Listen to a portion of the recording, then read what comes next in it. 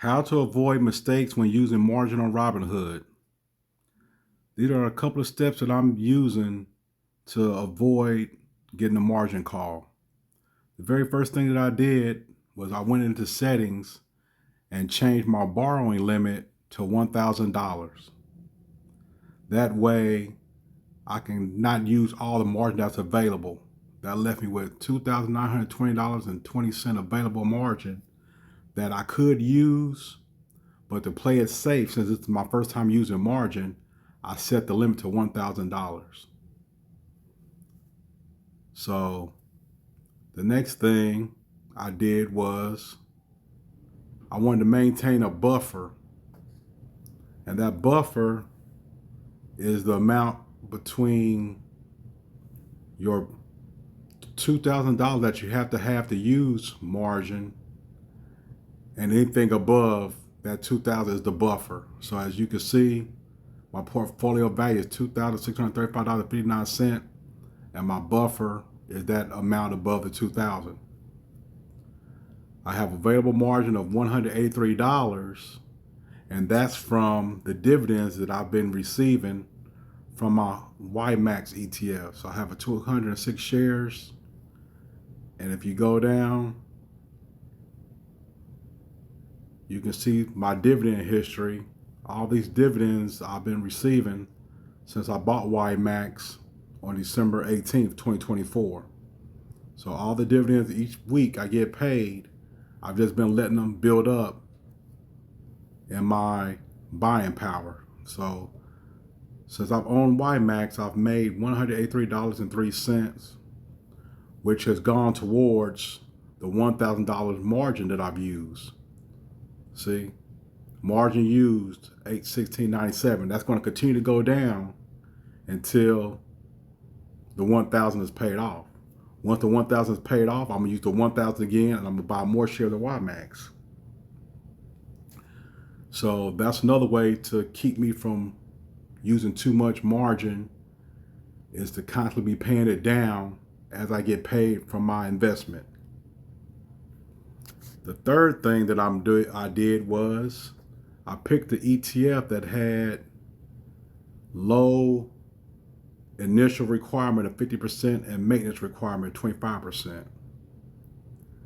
So I had to have 2,000 to get 1,000. So that's the 50%.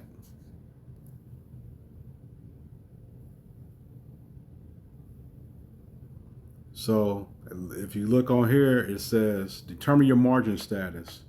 Your margin status indicates how close you are to a margin call based on your margin buffer. The higher your buffer percentage, the lower your risk is getting a margin call. Your margin buffer is the difference between your portfolio value and your margin maintenance requirement. There's a minimum equity requirement of 2,000 to use margin.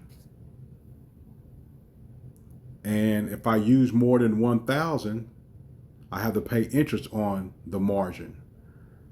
So with Robinhood Gold, I'm getting 1,000 interest free. So if I go over the 1,000, my interest will be 5.75% for less than 50,000 borrowed. 50,000 up to 100K is 5.55%, and so on. All the way up to, if I borrow 50 million, the interest rate will be 4.7%.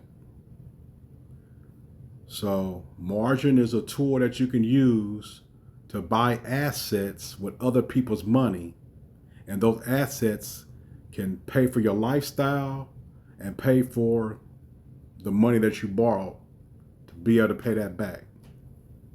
So this is an experiment that I'm doing using margin to get free shares of ymax, and I'm gonna watch and repeat this process so I get the amount of shares of ymax that I want.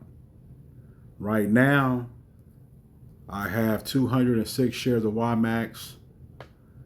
This is just a proof of concept challenge that I'm doing.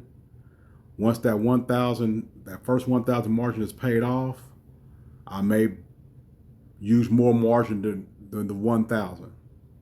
But right now, I'm seeing how ymax is doing and going from there. Another thing that I want to one thing I want to show you is, depending on what you pick, can make a big difference. So let's say I picked Misty. It's another ymax ETF. And you scroll down, you see the initial requirement is 68% and the maintenance requirement is 60%. Let's say I go to MicroStrategy. Initial requirement 76%, maintenance requirement 70%.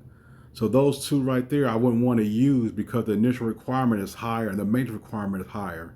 So that's going to be more risk. So right now, I'm just going to let this build up. And that's the ways that I'm avoiding making mistakes using margin on Robinhood. Stay tuned to the next video, and I'm going to talk about a challenge that I'm doing in my Roth IRA for 2025.